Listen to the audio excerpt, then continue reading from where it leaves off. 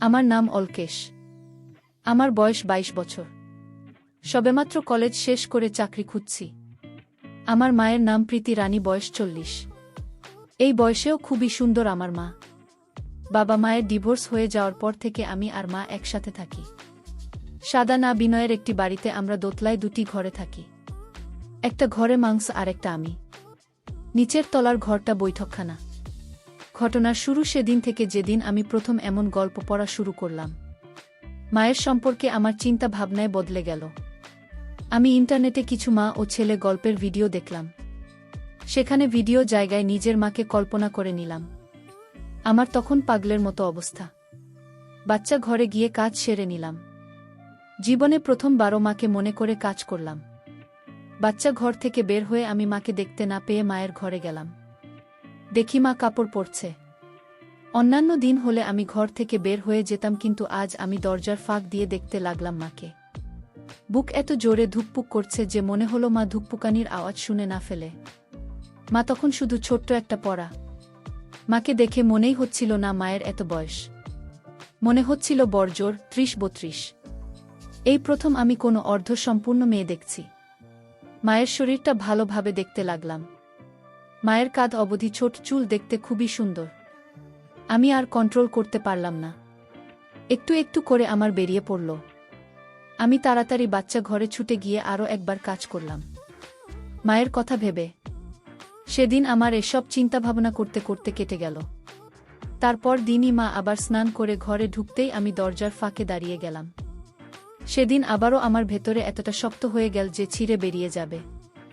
সেদিন বা তোয়ালেটা নামাতে আমি আস্তে করে দরজা ফাঁক করে ঘরে ঢুকে পেছন থেকে মাকে গিয়ে ধরলাম। মা কিন্তু আমায় এক ধাক্কায় সরিয়ে দিল। তারপর নিজেকে আড়াল করে অবাক চোখে একবার আমার দিকে আর একবার আমার নিচের দিকে তাকিয়ে আমায় বলল, তুই এখানে কি করছিস?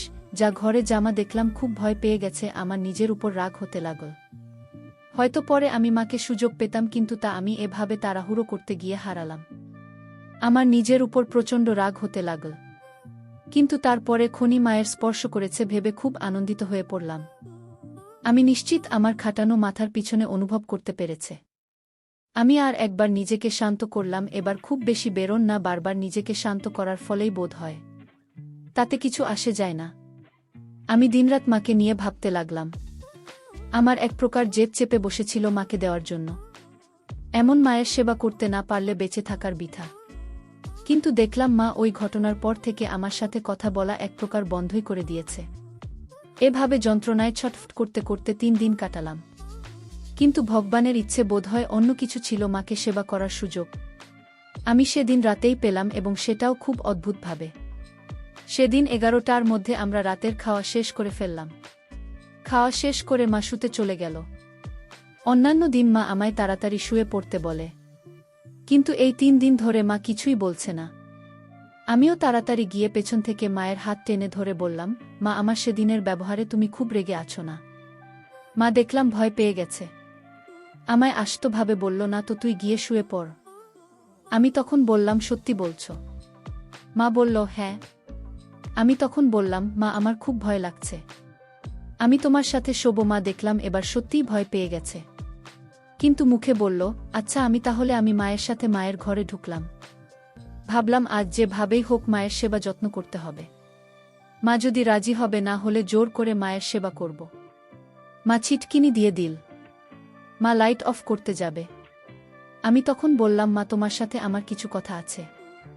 মা ভয়ে ভয়ে আমার কাছে এসে বলল, বল।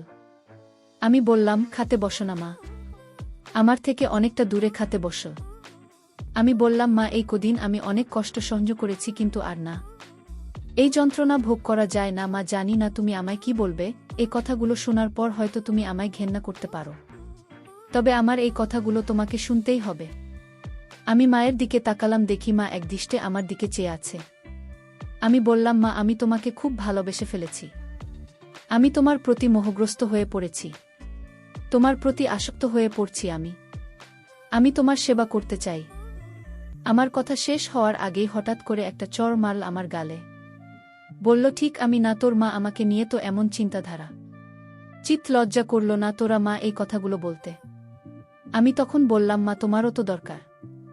বাবার সাথে তোমার ডিভোর্স হয়ে যাওয়ার পর তোমার ইচ্ছাগুলো অপূর্ণ রয়ে গেছে। আমি ছেলে হয়ে তোমার এই কষ্ট কিভাবে সহ্য করব বলতো? মা বলল, একদম চুপ কর।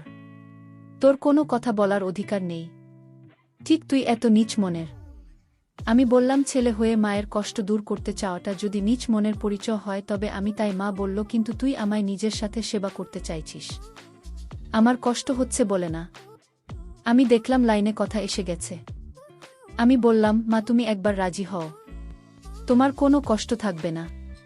কিন্তু তুমি যদি রাজি না হও তবে আমার আত্মহত্যা করা ছাড়া আর কোনো উপায় থাকবে না।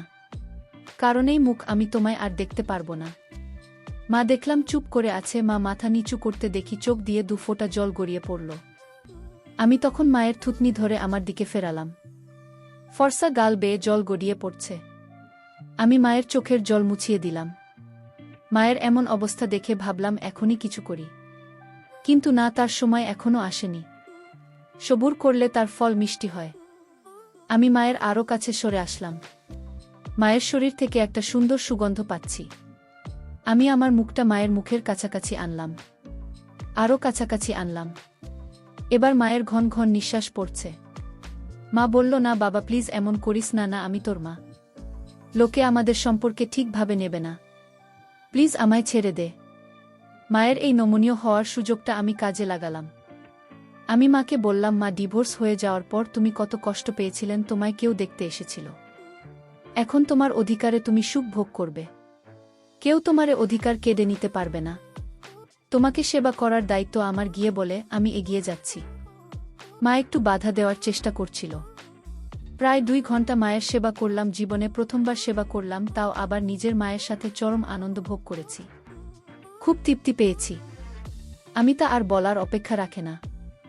আমি বললাম, ধন্যবাদ তোমায় এমন একটা রাত উপহার দেওয়ার জন্য। এবার থেকে আমি প্রতিদিন তোমার সেবা করব। তোমার প্রতিটা দিন আমি সুখে ভরিয়ে দেব। আমি খুব তাড়াতাড়ি একটা কাজ খুঁজে নিয়ে তোমায় বিয়ে করব। আমি কথা দিচ্ছি, তারপর প্রতিটা রাত হবে আমাদের ফুলসজ্জা। তোমায় আমি প্রতি রাত আজকের মতো সেবা করব। আমাদের সন্তান হবে। সেই সন্তানকে আমরা মানুষ করব। ওর ঘর আলাদা হবে যাতে তোমার আমার সেবা করতে কোনো অসুবিধা না হয়। তারপরই মা যা বলল তাতে এই কিছুক্ষণ আগে মা কিংবা আমার চিরপরিচিত মায়ের সাথে মায়ের কোনো মিল পেলাম না। মা বলল, আজ রাতে তোর আর আমার মধ্যে যা হলো সব ভুলে যা। আমি একজন মা, সন্তানের ভাল চাই।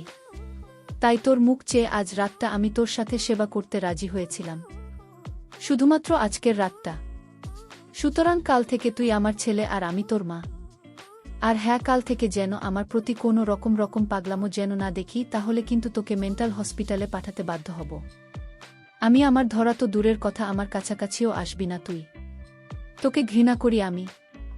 ধিক্কার তোকে, যে নিজের মাকে চায় আমি না বলা সত্ত্বেও তুই বাধ্য করি আমায় তোর সাথে কাজ করতে। ঠিক আজ তোর অত্যাচার আমি নিজের চোখে দেখেছি। তুমি যেভাবে একটা বন্য পশুর মতো আজ আমায় ব্যবহার করলে, কোনো সন্তান তার মায়ের সাথে এমন করতে পারে? ঠিক তুই কি মানুষ? আমার কতটা কষ্ট হয়েছে তুই জানিস? আমার কোনো অনুরোধ শুনি? পাগলের মতো ঘণ্টা ধরে আমার উপর অত্যাচার চালিয়ে গেলে একজন পাষাণের মতো নিষ্ঠুরভাবে তুই আমায় ব্যবহার করি। একদিন ক্লাস 7-এ পড়ার সময় তুই আমার অন্যমনস্কতায় আঁচল সরে গিয়ে বেরিয়ে পড়া আমার দিকে হাঁ করে তাকিয়েছিল। তখন আমি বুঝতে পেরেছিলাম তো জিভ দিয়ে লালা ঝরছে। তখন ভেবেছিলাম তোর বয়স বাড়লেই পরে সব ঠিক হয়ে যাবে হয়তো। কিংবা সেদিন যখন তুই আমায় পিছন থেকে ধরলি, সেদিনও যদি তোকে একটা চট মারতাম তাহলে আজ হয়তো আমায় এ দিন দেখতে হতো না। তুই ছেলে হয়ে কি না মায়ের সাথে করলি? মা আমার দিক থেকে তীব্র ঘৃণায় মুখ সরিয়ে নিল। আমি কিছু বললাম না, যদিও বুঝতে পারছিলাম না যা করল ঠিক করল না। কারণ মা আমার সাথে যথেষ্ট মজা নিয়েছে, এতে আমি নিশ্চিত। আমি মাকে ছেড়ে উঠে বসতে লাগলাম। ভেতর থেকে বের করতে দেখি তার বেয়ে টপ টপ করে লাল পানি পড়ছে। এবার বুঝলাম না, যতই উপভোগ করুক মায়ের খুব কষ্ট হয়েছে। তুই যা চেয়েছি তা তুই পেয়ে গেছিস। এবার আমায় রেহাই দিচ্ছে বলে মা কাঁদতে কাঁদতে বাচ্চার ঘরের দিকে চলে গেল। আমি নিজেকে ধিক্কার দিতে লাগলাম। আমার ভয় করতে লাগল মায়ের ডিভোর্স হয়ে যাওয়ার পর মা আমার সাথে থাকে। কিন্তু এই ঘটনার পর মা যদি আমায় ছেড়ে চলে যায় তবে আমি কি নিয়ে থাকব? কিংবা যদি মা আমার এই আচরণের কথা কাউকে বলে দেন তাহলে কি হবে? আমার ভয় করতে লাগল। ভাবলাম কাল সকাল হোক মার কাছে ক্ষমা চেয়ে নেব। আমি আমার শুয়ে পড়লাম। মা সেদিন রাত্রে আর বাচ্চা ঘর থেকে বের হয়নি। সারা রাত ফুপিয়ে ফুপিয়ে কেঁদেছে। আমি ঘুমের ঘোরে টের পেয়েছি। সকালের রোদ গায়ে এসে পড়তেই উঠে পড়লাম। ঘরে মাছ ছিল না। রান্নাঘরে গিয়ে দেখি মা রান্না করছে। আজ মাকে একেবারে অন্য রকম লাগছে। আমি মায়ের কাছে গিয়ে বললাম, মা, আই অ্যাম সরি। আমায় ক্ষমা করে দাও। আমি বুঝতে পারিনি। আমার অজান্তেই কাল তোমায় কষ্ট দিয়ে ফেলেছি। প্লিজ মা, আমায় ক্ষমা করে দাও। না, কিছু বলল না। তবে মা একটু ঘুরতেই কালকের অত্যাচারের চিহ্ন স্বরূপ দেখি মায়ের মুখটা একটু ফুলে আছে। একটু যেন কাটা চিহ্ন চোখে পড়ল। মা কিছু বলল না দেখে আমি বাচ্চা ঘরে চলে গেলাম। বাচ্চা ঘরে গিয়ে আমি একটা দারুণ ফন্দি আঁটলাম। যদি এই প্ল্যানটা খাটাই তবে মা আসুক দুটোই ফেরত পাব। প্ল্যান মাফিক আমি বাচ্চা ঘর থেকে বের হলাম। দেখি টেবিলের সকালের খাবার ঢাকা দেওয়া। মা আমায় খেতে পর্যন্ত বলেনি। আমি খেলাম না। নিজের ঘরে এসে প্ল্যান মাফিক একটু লাল নেলপলিশ হাতে ঢেলে সেটাকে গড়িয়ে পড়তে দিলাম। আর একটু নেলপলিশ চুড়িতেও লাগিয়ে দিলাম।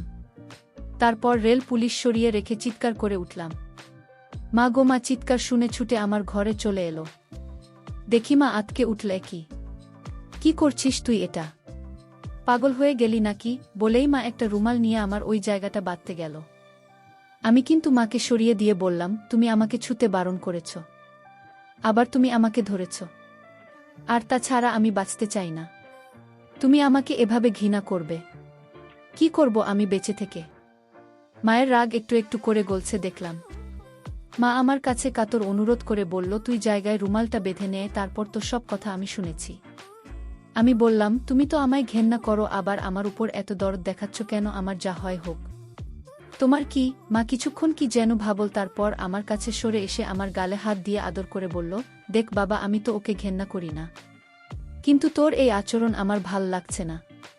তুই কেন এত বদলে গেছিস? আমি আমার গাল থেকে মায়ের হাতটা সরিয়ে বললাম, আমি বদলে যাইনি মা, তোমার একা থাকার কষ্ট আমি দেখেছি। আমি শুধু তোমার সাথে সম্পর্ক করে তোমায় সুখী করতে চেয়েছিলাম। আর কিছু তো চাইনি আমি তোমার সুখ ছাড়া। কয়েকটা ছেলে দেখতো নিজের সুখ বলি দিয়ে দেয় তার নিজের মায়ের সুখের জন্য। এখন যে করেই হোক মাকে পুরোপুরি রাজি করাতে চাইছিলাম। তাই নিজের সুখকে মায়ের সুখ বলে চালিয়ে দিচ্ছিলাম। এবার আমি মায়ের আরও একটু কাছে সরে আসলাম। বললাম, তুমি যতই বলো আমি জানি কাল তুমি কতটা সুখ পেয়েছেন। মা বলল, কিন্তু কেউ যদি জানতে পারে তোর আর আমার এই সম্পর্কটা, আমার কারো কাছে মুখ দেখানোর উপায় থাকবে না। আমি এবার মায়ের আরও কাছে সরে এসে আমার বলিষ্ঠ দুইটা হাত দিয়ে মায়ের দুকান ধরে আমায় ভরসা করার আশ্বাস দিয়ে বললাম, কেউ জানতে পারবে না। আমায় তুমি ভরসা করতে পারো। আজ থেকে তোমায় সুখী করা আর তোমার সম্মান রক্ষার দায়িত্ব দুটোই আমার। মায়ের তবু একটু দ্বিধা ছিল। আমি বুঝতে পারছিলাম না আগের দিন রাতে এত খেয়েও এখনো এত সুতিপনা আসে কি করে। কাল যখন লজ্জার মাথা খেয়ে ছেলেকে দিলে এত সুতিপনা কোথায় ছিল? আমি তবুও সাহস করে কিছু করতে পারছিলাম না, কারণ কাল যা রূপ দেখেছি তারপর আর ঠিক সাহস হচ্ছিল না। ভাবলাম একবার মাকে রাজি হোক, সেবা করে মিটিয়ে দেব। কাল পাগলের মতো অবস্থা হয়েছিল আমার, তাই তাড়াহুড়ো করতে গিয়ে ঠিকমতো যত্ন করাই হয়নি। আমি মায়ের আরও একটু কাছে সরে আসলাম। কাছ থেকে ওটা আস্তে করে খুঁচিয়ে দিলাম, কিন্তু অবাক হয়ে দেখলাম না কোনো বাধা দিল না। এখন মায়ের সামনে স্পষ্ট দেখতে পাচ্ছি। মা বলে বলছি না, সত্যি খুব ভাল লাগছিল। আমার মতো মায়েরও খুব সম্ভবত আগের দিন অতটা হুঁশ ছিল না, কিন্তু আজ আমাদের দুজনেরই একটা অজানা আশঙ্কায় মন দুরুদুরু করছে। মা ভয়ে লজ্জায় থরথর করে কাঁপছিল, যদিও চোখে সে রকম কোনো আভাস পাচ্ছিলাম না। আজ মায়ের চোখের সম্মতি ছিল, কিন্তু আগের দিন মায়ের চোখে এই সম্মতির অভাব ছিল না। আগের দিন ছিল খাঁচায় আটকে পড়া পাখির মতো অসহায় ভাব। আমি ভয়ে কাঁপছিলাম, মায়ের চোখের দিকে তাকাতে পারছিলাম না, কারণ আগের দিন মায়ের উপর কর্তৃত্ব করার ভাব চলে এসেছিল। কিন্তু আজ কিছুটা শ্রদ্ধা ভয় কাজ করছিল। তার চেয়েও বড় কথা, আমার সামনে দাঁড়িয়ে আছে আমার চেয়ে বয়সে অনেক বড় একজন হাই সোসাইটির মহিলা, কোথাও কোনো খুঁত নেই। তিনি আমার গর্ভধারিণী মা, যার রূপে আমি মুগ্ধ, যার জন্য আমি পাগল। আমি মায়ের আরও একটু কাছে সরে আসলাম। আমি আর মা দুজনে ভয় পাচ্ছি। যদিও এই কাজটা আমরা আগেও করেছি, তবুও একটা ভয় কাজ করছে। আমি হয়তো এই মায়ের সেবা করতে করতে মরে যাব, কিন্তু মায়ের চাহিদা পূর্ণ করতে পারব না। আমার মা আমার মতো এমন সুপুরুষ ছেলেকেও মা কাত করার ক্ষমতা রাখে। আজ যদি মায়ের সেবা করার সময় অতিরিক্ত সুখে পাগল হয়ে যায় কিংবা মরে যায়, তাহলে হয়তো পরের দিন সংবাদপত্রে বেরোবে মায়ের সেবা করার সময় অতিরিক্ত সুখের সন্তান নীতি ইত্যাদি। আমি আসলে তাড়াতাড়ি করেছিলাম, কিন্তু বুঝতে পারছিলাম তাড়াতাড়ি করে কিছু করলে পরিস্থিতি হাতের বাইরে চলে যেতে পারে। আমি কাজ শুরু করার সময় মা একটু হেসে ন্যাকা ন্যাকা গলায় বলল, সামান্য একটা বিকুলি খুলতে যদি এত সময় লাগতো, বাকি কাজ করবেন কখন? বলে মা নিজেই খুলতে লাগল। আমি ওইভাবে একদৃষ্টে মায়ের শরীরের দিকে তাকিয়ে আছি। দেখে কিনা জানি না বিকুলি নামাতে না পেরে হাল ছেড়ে দিল। আমি তখন উঠে মায়ের পেছনে গিয়ে দাঁড়ালাম। এবার মায়ের মুখে এতক্ষণে দুষ্টু হাসিটা কেটে গিয়ে একটা হালকা দ্বিধার ভাব ফুটে উঠল। কারণ মা আমার আগের দিনের আচরণ থেকে বুঝে নিয়েছে যে কাজটা আমার এতক্ষণ মায়ের সামনে দাঁড়িয়ে করতে অসুবিধা হচ্ছিল, সেই কাজটা খুব সহজে আমি পেছনে দাঁড়িয়ে করতে পারব। আমি সেটা বুঝতে পেরেছিলাম। মায়ের যন্ত্রণা কিংবা দ্বিধা হচ্ছিল বলে কিনা জানি না, মা নিজেকে ছাড়িয়ে আমার থেকে দূরে সরে যেতে চাইছিল। আমি কিন্তু মায়ের আমার কাছে টেনে নিলাম। মা অবাক হয়ে একটু পেছনে ঘুরে হা করে আমার দিকে চেয়ে রইল। মা এখনও আমার দিকে হা করে অবাক হয়ে তাকিয়ে আছে। বোধ হয় বিশ্বাস করতে পারছেন না যে মা তাকিয়ে আছে দেখে আমার এত সাহস হতে পারে। কিন্তু মা এটা বুঝতে পেরেছিল যে মা এখন পুরোপুরি আমার বাঁধনে বাধা পড়ে গেছে। এ বাঁধন ছিঁড়ে পালানোর উপায় নেই। কিন্তু তবুও মায়ের অবাক ভাব কাটছিল না। মা অবাক হয়ে আমার দিকে তাকিয়ে আছে, কিন্তু আমি সে দিকে পরোয়া না করে মা পিছন ফিরে থাকা অবস্থাতেই মায়ের ধরলাম। মা বুঝতে পারছিল যে আমার শক্তির সাথে না পেরে উঠবে না, তাই মা একরকম হাল ছেড়ে দিয়ে নিজেকে আমার হাতে সঁপে দিল। বুঝতে পারলাম, কারণ মা যদি কোনোরকম বাধা দিতে যায় এতে হিতে বিপরীত হতে পারে। এটা মা বুঝতে পেরে গিয়েছিল। একটা প্রচণ্ড ক্ষুধার্ত সিংহের সামনে যদি হঠাৎ করে মনের পছন্দ শিকার ধরা দিয়ে দেয়, তখন সেই সিংহের যেমন অবস্থা হয়, আমার অবস্থা এখন ঠিক তেমন। এতগুলো বছর ধরে যাকে পাগলের মতো চেয়েছি, যাকে মনে মনে 10 বার স্বপ্নে দেখেছি, যার অমোঘ আকর্ষণ আমাকে পাগল করে দিয়েছে, তাকে আমি দ্বিতীয়বার সেবা করার সুযোগ পেয়েছি। এমন সুবর্ণ সুযোগ আমি হাতছাড়া করতে চাই না। সারা জীবনের মতো স্মরণীয় করে রাখতে চাই আমার আর মায়ের একসঙ্গে কাটানো সুন্দর ঘটনাটা। আজ আমার মা তার নিজের সন্তানের জন্য দ্বিতীয়বারের জন্য গর্ভবতী হবে। যদিও আমার তো মনে হয় না ইতিমধ্যে গর্ভবতী হয়ে পড়েছে। যদি আইপিএল না খেয়ে থাকে তাহলে আমি নিশ্চিত মা আইপিএল খেয়েছে। যদি খেয়ে থাকেন তাহলে আজকের এই সুযোগ ছাড়া যাবে না। মাকে সেবা দিয়ে পাগল করে দিতে হবে যাতে মা এই দিনটা কখনো ভুলতে না পারে। আগের দিন আমি সেবা করার সময় এতটাই মোহগ্রস্ত হয়ে পড়েছিলাম যে আমার সমস্ত রকম অনুভূতি হারিয়ে গেছিল। আমার ভেতরের আমিটা হারিয়ে গেছিল। একটা প্রাণহীন হিংস্র পশুর মতো মায়ের উপর পাশবিক অত্যাচার চালিয়ে গেছিলাম। কিন্তু এই ভুল আমি আর করব না। আজ রাতে আমি আমার মাকে সব রকম সেবা যত্ন করব। আমি টিউব লাইটটা বন্ধ করে নাইট ল্যাম্প জ্বালিয়ে দিলাম। হালকা নীল আলোয় মাকে আরও মোহময় লাগছিল। মাকে দেখে মনে হচ্ছিল যেন বিখ্যাত কোনো শিল্পীর আঁকা ছবি থেকে বেরিয়ে আসা একটি মূর্তি, যার ভেতর আগুন দাউ দাউ করে জ্বলছে। মায়ের সেই অমোঘ আকর্ষণ এড়িয়ে যাওয়া তো দূরের কথা, আমি অন্য কোনো দিকে তাকাতে পর্যন্ত পারছিলাম না। আমি এক পা করে মায়ের দিকে এগোতে লাগলাম। মা একবার আমার নিচের দিকে তাকিয়ে তারপর আমার দিকে তাকিয়ে ভয়ে ভয়ে পিছনে সরতে লাগল। কিছুটা পিছিয়ে মা দেওয়ালে একটা ধাক্কা খেল। আর পিছনে যাওয়ার জায়গা নেই।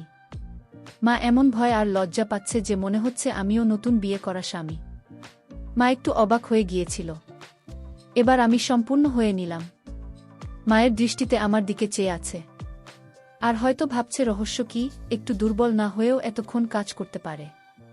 কি করে আমার ছেলেটা, একটা মন পাগল করা গন্ধ পাচ্ছি। এখনও মায়ের থেকে আমার দিকে ফিরে আমায় ধরে ঝরঝর করে কেঁদে ফেল। আমার সমস্ত চিন্তাভাবনা, আবেগ, বিবেক, বুদ্ধি, পরিকল্পনাকে একরকম ওল্টপাল্ট করে দিয়ে মা বলতে লাগল, তুই আমায় এত ভালোবাসিস, তবে সেদিন কেন আমার উপর এমন অত্যাচার করলি? তুই জানিস আমি কত কষ্ট পেয়েছিলাম তুই যখন আমায় সেদিন কাজ করার জন্য চাপ দিচ্ছি। আমি কিছুতেই নিজেকে তোর পার্টনার হিসেবে কল্পনা করতে পারছিলাম না। কিন্তু তারপর তোর কথাগুলো শুনে আমি নিজেকে বুঝিয়েছিলাম। কারণ আমি সারা জীবন ভালোবাসা পাইনি। তোর বাবাকে আমি ভালোবেসে বিয়ে করেছিলাম, কিন্তু ডিভোর্স হয়ে যাওয়ার পর আমি স্বপ্ন দেখা বন্ধ করে দিয়েছিলাম। তোর কাছে একটু আশ্রয় খুঁজতে চেয়েছিলাম, কিন্তু যখন তুই আমার দুর্বলতার সুযোগ নিয়ে আমার উপরে ওই রকম অত্যাচার করলি, আমি খুব কষ্ট পেয়েছিলাম। আমি খুব কেঁদেছিলাম, কারণ আমার এই শেষ স্বপ্নটা ভেঙে চুরমার হয়ে গেছিল। আমিও একজন মেয়ে, আমার ভালোবাসা, আবেগ, যন্ত্রণা আছে, তোর মধ্যে আমার প্রতি একটা প্রেম আছে যা আমায় তোর সম্পর্কে নতুন করে ভাবতে বাধ্য করল। হতে পারে তার মধ্যে কাজ একটু বেশি, তবুও এটাই আমায় মুগ্ধ করেছে। তোকে আমি ইতিমধ্যেই আমার স্বপ্নের পুরুষ হিসেবে কল্পনা করে নিয়েছি। একজন মা কখনই চাইবে না যে তার ছেলে বিপথে যাক। যদি সেই ছেলে মায়ের সাথে সম্পর্কে সুখী থাকে তাতে ক্ষতি কি? একজন মায়ের কাছে তার ছেলের সুখী সব। অন্তত আমি নিশ্চিত তুই আমায় কখনো ছেড়ে যাবে না। কি যাবি না তো? আমার চোখ দিয়ে টপটপ করে জল পড়তে লাগল। মাকে আমি কি ভেবেছিলাম? মায়ের সম্পর্কে কি বাজে চিন্তা ভাবনা করেছিলাম?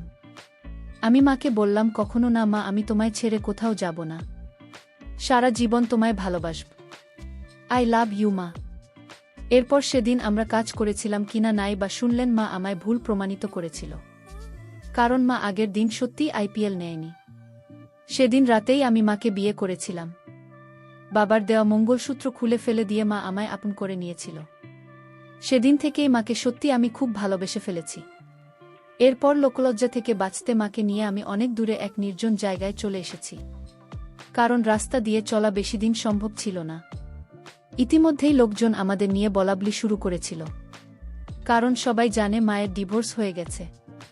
তবুও অনেক রাতেও সেবা চলাকালীন যখন মায়ের শিক্ষার বাড়ির বাইরে থেকেও শোনা যায়, তাই আমরা বেশি দিন ব্যাপারটা ঢেকে রাখতে পারিনি। বাড়িটা বিক্রি করে দিয়ে ওই পাড়া এবং সমস্ত ঝঞ্ঝাট পিছনে ফেলে আজ অনেক দূরে চলে এসেছি। আমরা এখানে নিজেদের নতুন সংসার গড়ে তুলেছি। আমি একটা ছোট হোটেলে কাজ পেয়েছি। মাইনে যা পাই তাতে আমাদের চলে যায়, কারণ মা খুবই হিসাব করে চলে। আমরা সত্যিই খুব শান্তিতে আছি। আজ 2 বছর হয়ে গেল আমাদের 2টি ফুটফুটে সন্তান হয়েছে। 2টি মেয়ে, একদম ফুলের মতো। আমরা আমাদের মেয়েকে খুব যত্নে বড় করে তুলব, এই আমাদের ইচ্ছে।